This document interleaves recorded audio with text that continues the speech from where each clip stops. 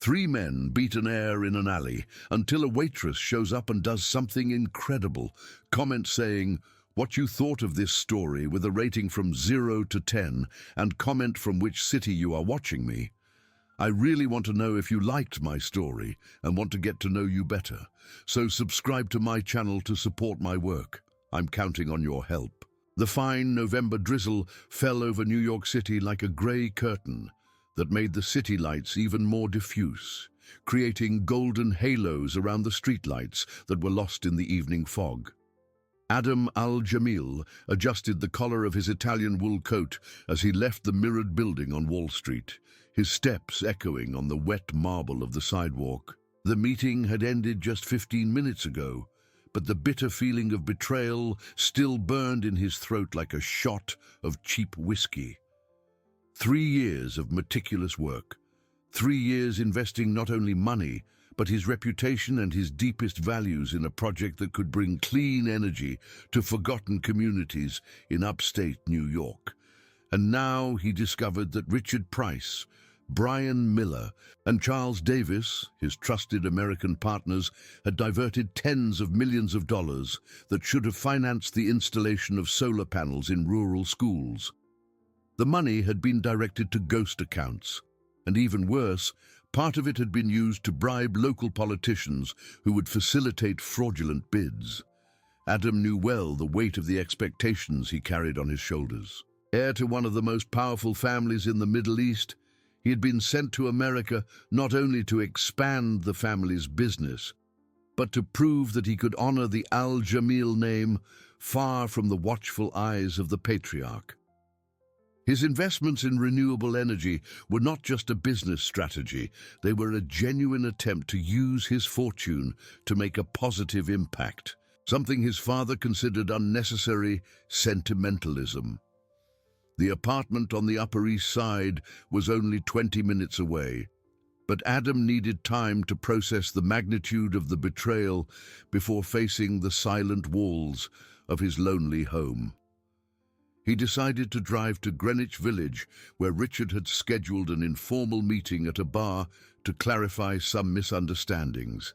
The irony of the situation did not escape Adam. Richard still believed that his participation in the scheme was a secret, not knowing that investigators hired by the Al-Jamil family had already provided detailed evidence of every bank transfer, every forged document. The streets of Greenwich Village were bustling even on the cold Tuesday night.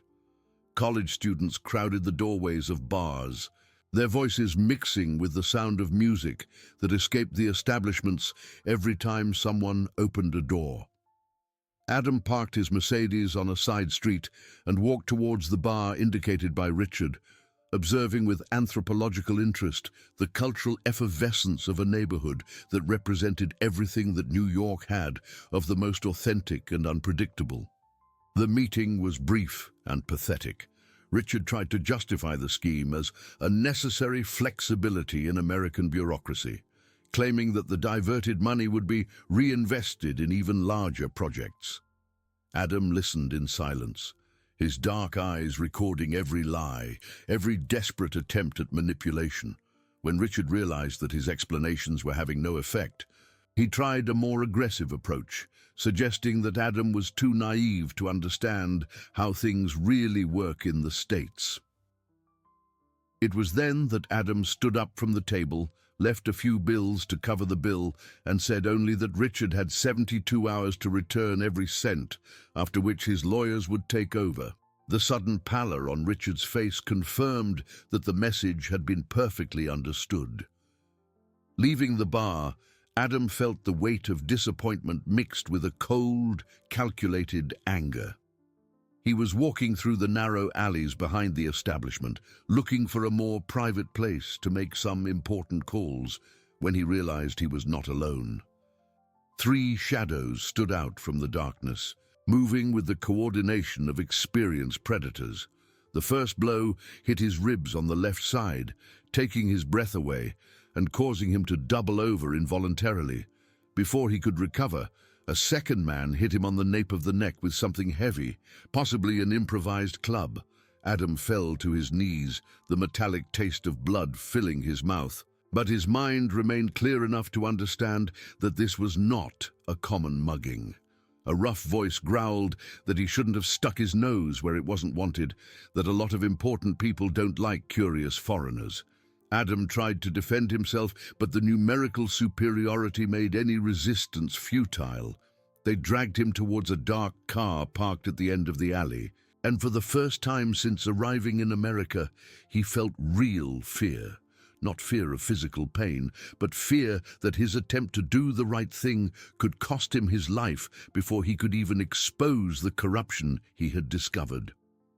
That's when a female voice cut through the night like a blade, shouting, "Police! Police! Someone's being beaten up here." The cry echoed off the walls of the adjacent buildings, loud enough to be heard blocks away.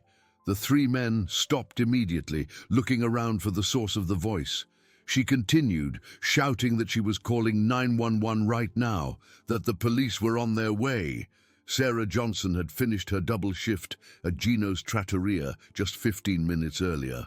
Her feet ached inside her black rubber-soled shoes, and she could feel the persistent smell of tomato sauce and basil that permeated her uniform even after 8 hours of intense work. She was walking down the street parallel to the alley when she heard the muffled sounds of the fight, initially thinking it was just another argument between drunks that was best ignored. But there was something in the intensity of the blows, in the moans of pain that reached her, that made her stop in the middle of the sidewalk. Sarah had grown up in a neighborhood where violence was a daily reality, and she had developed a keen instinct to distinguish between a common brawl and something much more dangerous. This was definitely in the second category. She cautiously approached the alley, keeping to the shadows, and what she saw left her aghast. 3 huge men were methodically beating a 4th man who clearly had no chance of defending himself. It wasn't a robbery, she realized immediately. It was intimidation, torture, possibly something much worse. Without hesitation, she dialed 911 on her cell phone, providing the exact location to the emergency operator, and then began to scream with all the force her lungs would allow. Sarah knew that 3 men of that size could easily silence her if they decided to chase her. But she also knew that her voice was the only chance the fallen man had of surviving. The sound of sirens arrived 5 minutes later, but it seemed like an eternity. The assailants fled hastily when they heard the sound of the approaching police, leaving Adam bleeding on the dirty floor of the alley. Sarah remained hidden until she was sure the men had left, then ran to the victim. She knelt beside him, telling him to stay calm. The police were coming, that he was safe now, and offered water from her thermos. Adam opened his eyes slowly, focusing on the face of the woman who had saved his life. Even in the darkness of the alley, illuminated only by the faint light of a distant streetlight, he could see the genuine concern in her brown eyes. There was something in her presence that conveyed a calm strength, a compassion he had not found for a long time in his world of interests and conveniences. He managed to murmur his thanks, his voice hoarse from the blood and the impact of the blows, telling her she saved him. Sarah smiled for the first time since discovering the violence in the alley, a smile that lit up her tired face and brought an unexpected warmth to Adam's heart. She replied that she did what any decent person would do and helped him sit up carefully. He asked for her name. Adam, he said, and for the first time in years, he felt that his name sounded different, more real, when spoken by someone who knew neither his fortune nor his social position. Mount Sinai Hospital was quiet in the early morning, its corridors illuminated by a cold white light that made everything seem unreal. Adam remained seated on the emergency room gurney while the doctor finished suturing the cut above his left eyebrow, his thoughts oscillating between the physical pain of his injuries and the vivid memory of the concerned eyes of the woman who had saved his life. Sarah was sitting in the chair beside him, refusing to leave, despite Adam's polite protests that she had already done more than enough. Her hands were crossed in her lap, and she watched every move of the nurses attentively, as if her presence could ensure that he received the best possible care. There was something deeply touching in the way she had taken responsibility for his well-being, a stranger she had met by chance on one of the worst nights of his life. Dr. Evans, a middle-aged man with graying hair and a gentle manner, informed him that the imaging scans showed no serious injuries. He told Mr. Al-Jamil that he was lucky that a few more minutes and the consequences could have been much worse. Adam nodded, but his eyes remained fixed on Sarah. She had given her full name to the police, answered all questions with a clarity and objectivity that impressed the investigators, and had remained by his side throughout the entire medical process without showing any sign of impatience or discomfort. It was as if protecting an injured stranger was the most natural thing in the world for her. When they were finally discharged, it was already past 4 in the morning. The hospital parking lot was almost empty, and the fine drizzle that had fallen throughout the night had given way to a damp, heavy air that announced the dawn. Adam walked to his Mercedes, each step reminding him of the kicks he had received, and turned to Sarah with an expression of gratitude she had never seen before. He told her to please accept this, extending an envelope he took from the inside pocket of his jacket, saying it was the least he could do to thank her for what she did for him. Sarah looked at the envelope without taking it, her eyes reflecting a quiet determination that surprised Adam. She simply stated she didn't want his money, that she did what any decent person would do, and he owed her nothing. Her response left him completely bewildered. In his world, all human interactions were based on exchanges, favors, mutual advantages. The idea that someone could act out of pure compassion without expecting anything in return was as strange to him as discovering a new species of animal. But he insisted, his voice carrying an urgency he couldn't explain, saying that she risked her safety to help him, and that had value. Sarah shook her head, a soft smile appearing on her tired lips. She said, "Mr. Al-Jamil, you seem to be a good person who got into a bad situation, and that's no reason to pay her, but a reason to be more careful." She paused, studying his injured face, and asked if those men weren't common robbers. Her question revealed a sharp perception that Adam had not expected to find. Sarah had observed the whole situation attentively, noticed details that would go unnoticed by most people. "No," he admitted, "they were not." "Business problems?" she asked. "We can say that," he replied. Sarah nodded, as if the answer confirmed her suspicions. "Then maybe it would be better for you to solve those problems before they get even worse," she suggested. She searched in her bag and took out a crumpled card from Gino's trattoria. "If you need anything, just show up at the restaurant. I work there almost every day," she said. Adam took the card, his hands briefly brushing against hers. The contact was innocent, but something in the smooth texture of her skin and the warmth that radiated from her fingers sent a strange sensation through his spine. He asked for her full name. "Sarah Johnson," she replied, already walking away towards the bus stop. "Take care, Mr. Al-Jamil." Adam watched her leave, noticing her erect posture despite her obvious fatigue, the way she walked with purpose even in the early hours of the morning. There was a natural dignity in every movement of hers that contrasted dramatically with the calculated submissiveness of the women in his social circle. Sarah Johnson was not trying to impress him, seduce him, or gain advantages from him.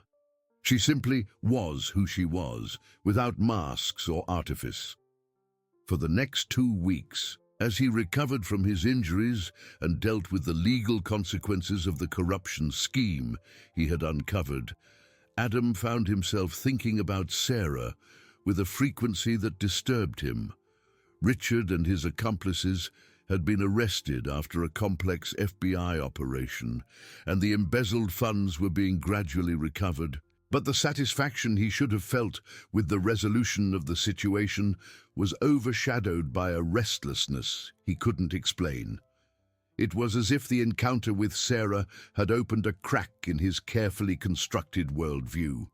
For years, he had been surrounded by people who saw him mainly as an opportunity, a useful connection, a source of benefits. Her absolute sincerity had been like a cold shower on a scorching day, refreshing and shocking at the same time.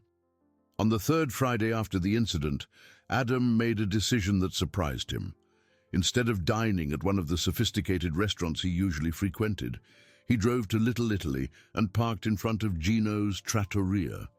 The establishment was smaller than he had expected, with a simple but cozy decor that conveyed Italian authenticity without exaggerated pretensions.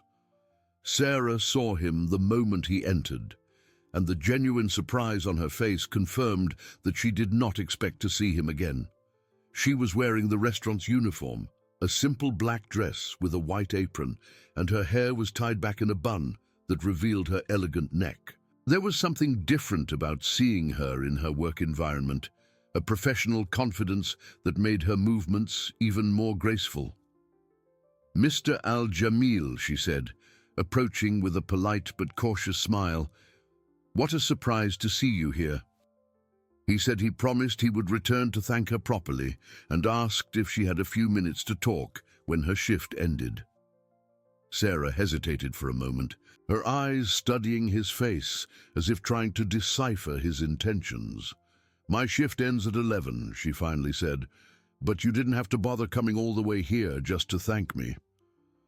"It was no bother," Adam assured her. "In fact, I would very much like to get to know the person who saved my life better." For the next 3 hours, Adam remained at a discreet table in the corner of the restaurant, watching Sarah work with a growing fascination. She treated each customer with the same gentle and professional attention, from the lonely businessman dining while talking on the phone to the elderly couple sharing a plate of gnocchi and talking in whispers. There was a natural dignity in the way she performed her profession, transforming the act of serving into something almost artistic. When the restaurant finally emptied and Sarah finished her duties, they walked to a 24-hour cafe on the corner. The conversation that followed was unlike any other Adam had ever experienced. Sarah asked direct questions about his life, his business, his plans, but without the hidden agenda he was used to perceiving. She genuinely wanted to understand who he was as a person, not as an opportunity. In return, she told him about her family, her night classes for a business degree, her dreams of one day opening her own small business. There was no self-pity in her narrative, only the quiet determination of someone who had learned to turn obstacles into motivation. "Have you ever thought about accepting help from people who could make your life easier?" Adam asked at a pause. Sarah looked at him with an amused expression. "Like you, for example?" she asked. "Maybe." "Mr. Al-Jamil, I learned a long time ago that the easiest things are rarely the best. I prefer to earn what I want through my own effort, even if it takes longer." Her answer was like a soft punch to Adam's stomach. His entire life had been built on inherited advantages, family connections, resources he never had to earn. The idea of giving up these facilities to follow a harder but more authentic path was both terrifying and seductive. The meetings between Adam and Sarah became a secret ritual that both awaited with growing anticipation. Always in discreet places, always after her shift at the restaurant, always with the unspoken awareness that they were crossing invisible lines that separated two completely different worlds. The Corner Cafe, a 24-hour diner in Greenwich Village, the quiet lobby of a hotel in the city centre. Places where they could talk without being observed, where the difference between their social universes could be temporarily suspended. Adam discovered that Sarah possessed a sharp intelligence that constantly challenged his own convictions.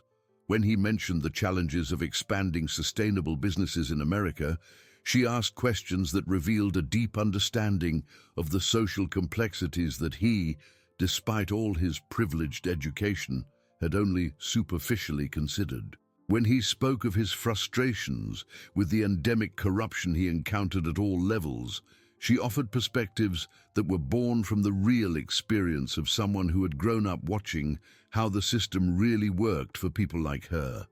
"The problem isn't the corruption itself," she said in one of their nightly conversations, distractedly stirring the coffee that had cooled while they talked. "The problem is that you, people with power, only get upset about corruption when it hurts you directly. When it benefits you, you call it flexibility or pragmatism." The observation hit Adam like an intellectual slap. He had spent years considering himself morally superior to the American businessmen he dealt with, but Sarah was right. His indignation at Richard's scheme had been born mainly from the fact that he had been betrayed, not from a genuine concern for the social consequences of corruption. "You're right," he admitted, a confession that surprised them both. "It's not your fault," Sarah replied, with a kindness that made her criticism even more powerful. "You live in a bubble where the bad consequences always fall on other people. It's hard to see what doesn't affect you directly." These conversations transformed something fundamental in how Adam saw not only America, but his own role in the world. Sarah wasn't trying to educate him or change him. She simply shared her worldview with the same brutal honesty she applied to everything in her life. And that honesty was slowly eroding the certainties he had built about himself and his values. What began as gratitude and curiosity was turning into something much more dangerous. Adam found himself thinking about Sarah during important meetings, imagining how she would react to the situations he faced, questioning decisions through the moral lens she had introduced into his life. When he was alone in his luxurious apartment on the Upper East Side, looking out at the city through the high-floor windows, he felt isolated in a way he had never experienced before. Sarah, for her part, fought against an attraction that challenged everything she had learned about relationships and social differences. Adam was not just rich. He was from a completely different world, with responsibilities and pressures she could barely imagine. But there was a vulnerability in him that emerged during their conversations, a search for authenticity that resonated deeply with her own values. The situation became dramatically complicated when Adam received a call from Dubai informing him that his family had decided to accelerate his marriage plans. Layla Al-Hassan, the daughter of one of the family's main business partners, had completed her studies in London and was ready to assume the role of wife to an Al-Jamil heir. The marriage would strengthen crucial business ties and ensure the continuity of family traditions. "It's an alliance that makes sense for everyone involved," his uncle Rashid explained during a tense video conference. "Layla is educated, intelligent, and perfectly understands the responsibilities that will come with the marriage. You've known each other since you were children." Adam listened in silence, feeling the walls of his privileged life closing in around him like a golden prison. Layla was indeed everything his family described: beautiful, intelligent, sophisticated, perfectly suited for the role expected of her. But when he tried to imagine her by his side, the only image he could form was Sarah's face, her honest eyes, and her genuine laugh. "I need more time," he finally said. "Time for what, Adam?" Rashid's voice carried a dangerous impatience. "You are 35 years old. It's time to assume your responsibilities as a man and as an Al-Jamil." That same week, private investigators hired by businessmen Adam had harmed with his corruption allegations discovered his relationship with Sarah. The photos were discreet but compromising, them entering the hotel together, leaving the cafe in the early morning, talking intensely at an isolated table. For anyone who knew Adam's world, it was clear that this was much more than a casual friendship. Richard Sterling, one of the politicians involved in the corruption scheme dismantled by Adam, scheduled a meeting in the luxurious office of his consulting firm. The conversation was civil on the surface, but the threat was crystal clear. "Mr. Al-Jamil, you have caused significant problems for very important people," Sterling said, sliding a sealed envelope across the mahogany table. "Fortunately, we have discovered that you have personal interests that could be affected by our response to the problems you have caused." Adam opened the envelope and found the photographs of him with Sarah, accompanied by detailed information about her life. Address, work schedules, the time her mother left for her weekly medical appointments, the route she took between college and the restaurant. Sterling continued with a smile that didn't reach his eyes, saying his little girlfriend has a very predictable life, and it would be a shame if something bad happened to her because of the questionable decisions Adam had been making. The threat was clear, and Adam felt a cold rage take over his chest. He had faced blackmail before, intimidation attempts aimed at his business or his reputation. But they had never touched on something personal, never threatened someone he cared about. "What do you want?" he asked, his voice dangerously low. "We want you to stop causing trouble. Stop investigating things that are not your business. Focus on your own business and let Americans solve American issues." Sterling leaned back in his chair, clearly pleased with the reaction he had provoked. "And maybe it's better for you to reconsider your friendships. A person in your position should be more careful with the company he keeps." That night, Adam couldn't concentrate on anything but Sarah's safety.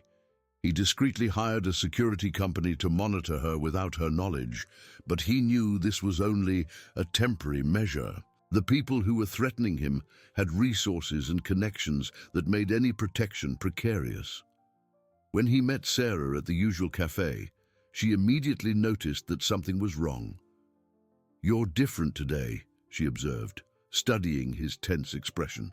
Did something happen? Adam fought the urge to tell her everything, to share the weight he was carrying. But he knew that informing her about the threats would only increase the danger she was in. "Business problems," he said, the half-truth burning in his throat. "The same problems that caused that attack a few weeks ago?" she asked. Her perception was frighteningly accurate. "Similar," he replied. Sarah reached her hand across the table and touched his, a simple gesture that sent waves of warmth through his arm. "Adam, if you're in danger, maybe you should consider going back to your country until things calm down." Her suggestion was logical and sensible, but the idea of leaving New York, of leaving her, was unbearable. At some point during those weeks of secret meetings, Sarah had become much more than an intellectual curiosity or a physical attraction. She had become essential to his happiness in a way he had never experienced before. "And you?" he asked, his voice loaded with a vulnerability that surprised him. "What would happen to you if I left?" Sarah withdrew her hand, but her eyes remained fixed on his. "I would continue my life, as I always have." She paused, and when she continued, her voice was softer. "But I'll admit I would miss you." Her confession was like a punch to Adam's gut. He had spent weeks wondering if the feelings he was developing were reciprocated, if Sarah saw in him something beyond a rich, lonely man who needed company. Now he knew that she was also struggling with the same impossible attraction. "Sarah," he began, but she interrupted him. "No," she said firmly, "let's not talk about it. Let's not complicate a situation that is already complicated enough." But it was too late. The words didn't need to be said for both of them to know that they had crossed a line from which there was no return.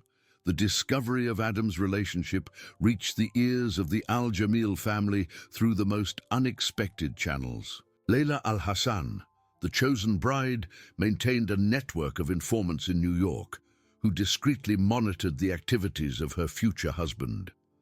When the first photographs arrived in Dubai, the family patriarch, Jamal al-Jamil, convened an emergency meeting of the family council that would definitively change the course of Adam's life. The call came on a Thursday at 6 in the morning, interrupting Adam's restless sleep with the relentless authority of his father's voice. You have 24 hours to end whatever distraction you are maintaining in New York and confirm the date of your wedding with Layla, Jamal said, his voice carrying the weight of decades of absolute command. Or you can consider yourself disinherited and permanently banished from the Al-Jamil family. Adam had grown up knowing that this moment would eventually come. Family loyalty was non-negotiable in the world he was born into, and defying the patriarch's decisions was unthinkable. But as he listened to his father's final words, all he could think of was Sarah's smile, the way she looked at him as if she could see through all the masks he had learned to wear. "Father," he began, but the line was already dead. That same morning, Sarah received an unexpected visit at her home in Queens. Mrs. Johnson, her mother, opened the door to find an elegantly dressed woman who identified herself as the private secretary of a very important person who needed to speak urgently with Sarah about family security matters. The conversation was brief and devastating. They showed Sarah's mother photographs of her with Adam, explained who he really was, and painted a grim picture of a naive daughter being manipulated by a rich man who would soon return to his country to marry a woman of his own social class. "Your daughter is getting involved with dangerous people, Mrs. Johnson," the visitor said with false concern. "Men like Adam al-Jamil see women like Sarah only as temporary amusement. When they get tired, they simply disappear, leaving consequences that you don't have the resources to face." When Sarah arrived from work that afternoon, she found her mother in tears in the kitchen, the photographs spread out on the table like evidence of an unthinkable betrayal. "How could you hide this from me, Sarah?" Mrs. Johnson cried. "How could you get involved with a man like that without telling me anything?" Sarah sat down slowly in the plastic chair she had occupied for years at her family's breakfast table, looking at the images that captured moments she had considered private and special. There was something deeply violating in seeing her happiness transformed into evidence of misconduct. "Mom, it's not what you're thinking," she said, but the words sounded hollow even to her own ears. How could she explain that Adam was different from what they imagined? How could she convince her mother that she wasn't being used when she herself had begun to question her own motivations? "Do you think he's going to marry you, child?" Mrs. Johnson's question cut like a blade. "Men like him don't marry women like us. They have fun with us and then go back to their real lives." That night, when Adam called to arrange a meeting, Sarah said she couldn't see him. Her voice was different, distant, and he immediately knew that something had happened. "Sarah, what is it? Are you okay?" "I'm fine, Adam. I think we need to stop seeing each other." "Stop? Why?" The question came out with a desperation that surprised him. "Because this isn't going to work out. We both know that." "No, we don't know that. That's something other people are telling you, isn't it? Did someone threaten you?" The silence that followed confirmed his suspicions. Adam felt a rage growing in his chest, not only for the people who were manipulating the situation, but for himself. For having put Sarah in danger simply by allowing himself to feel something genuine for the first time in his life. "Sarah, meet me tomorrow, please. One last time. I need to explain some things." "Adam."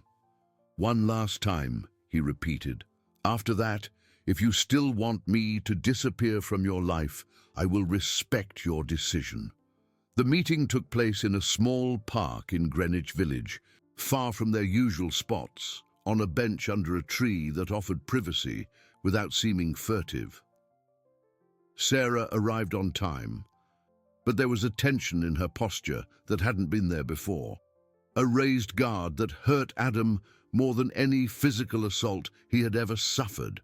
"Did they threaten you?" were his first words. "Not directly," she replied, avoiding his gaze. "But they made it clear that our friendship is causing problems for a lot of people." "Our friendship?" Adam laughed bitterly. "Is that what we're calling it now?" "Adam, what else could it be?" Sarah finally faced him, and he saw restrained tears in her eyes. "You are the heir to an international fortune. You are going to marry a woman chosen by your family. You will return to your country and assume responsibilities that I can't even imagine. And I am a waitress who works double shifts to pay for college. Our story doesn't have a happy ending. And what if I give it all up?" The question came out before he could fully consider it. But the moment the words left his lips, Adam knew he was serious.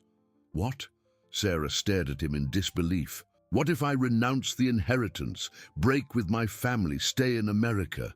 What if I choose a different life, a real life? You can't be serious." "I am very serious." Adam took her hands, ignoring the fact that they were in public. "Sarah, in these last few months you have shown me who I can really be when I'm not playing a role, when I'm not living up to other people's expectations. For the first time in my life I feel real. Adam, you don't understand what you're saying. You grew up with privileges, with security, with a guaranteed future. You can't just give it all up for a woman you met a few months ago." "It's not for you," he said, although he knew it wasn't completely true. "It's for me. It's for the person I want to be." Sarah withdrew her hands from his, but there was something different in her eyes now, a hesitation that hadn't existed before. "And what if you regret it? What if in 2 years, 5 years, you look at your life and feel resentful for having given up so much? And what if I don't give it up and spend the rest of my life wondering what if?" he returned. In the weeks that followed, Adam made the most difficult decisions of his life. First, he directly confronted Sterling and his associates, making it clear that any threat against Sarah would result in consequences they were not prepared to face. His financial resources and legal connections were too vast to be ignored, and the message was received with crystal clarity. Next, he called his father and informed him of his decision to renounce his right of inheritance and remain in America as an independent citizen. The conversation was brief and brutal, ending with words they knew could never be taken back. The process of separating from the family was not immediate or simple. Lawyers were involved, documents signed, accounts transferred. Adam kept only the resources he had personally accumulated through his own investments, enough for a comfortable but not luxurious life by the standards to which he was accustomed. During this period, he and Sarah met several times, talking at length about the future he was choosing.